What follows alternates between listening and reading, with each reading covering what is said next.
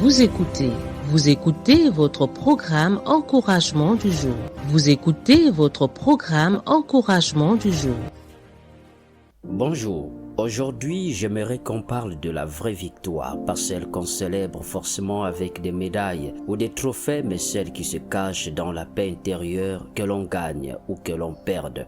Parce qu'il faut le dire, la vraie victoire ne dépend pas du podium. Dans notre monde, réussir signifie souvent être le premier, briller sous les projecteurs, récolter les applaudissements. Et pourtant, la parole de Dieu nous montre que le chemin de la victoire est parfois bien différent de ce qu'on imagine. 1 Chronique 29:12 nous dit « C'est l'Éternel qui donne la richesse et la gloire ». Comprenons ici que chaque triomphe, chaque réussite que nous vivons vient de Dieu. Il ouvre des portes, il orchestre nos pas et parfois il ferme aussi certaines portes pour nous préserver d'un chemin qui n'est pas le nôtre.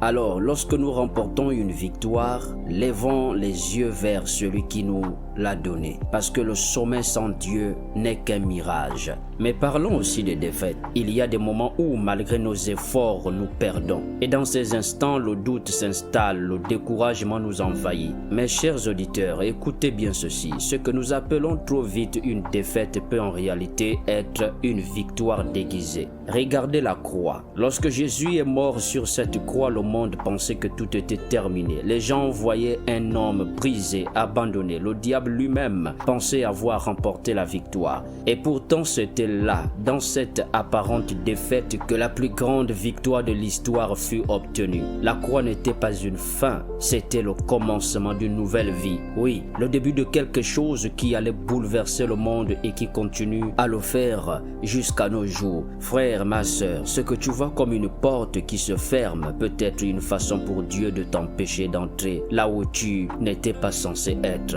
Mais allons encore plus loin. Parfois une porte se ferme et des gens s'éloignent de toi, non pas parce qu'ils ont tort ou que tu as échoué, mais parce que Dieu veut te cacher. Oui, il y a des saisons où Dieu décide de te mettre à l'ombre, de ne pas te révéler tout de suite, même si tu as le potentiel, même si tu es capable, même si tu te sens prêt. Il peut arriver que tu ne sois pas choisi pour un poste ou une mission, non pas parce que tu n'es pas qualifié, mais parce que Dieu sait que si tu te révèles trop tôt, tu risques d'être détruit avant le temps. Il y a des lieux, des périodes où si tu accèdes à une position trop vite, les attaques seraient si violentes que tu ne pourras pas y survivre si tu n'es pas prêt. C'est pour cela que Dieu ferme certaines portes, non pour te punir, mais pour te préserver. Dieu te cache pour mieux te révéler au bon moment. Alors si tu n'es pas choisi aujourd'hui, frère, garde ton cœur en paix. Si certains s'éloignent de toi, bénis-les et avance. Dieu ne t'a pas oublié. Ce que tu considères comme une défaite aujourd'hui, nous le répétons, pourrait aussi être l'ombre protectrice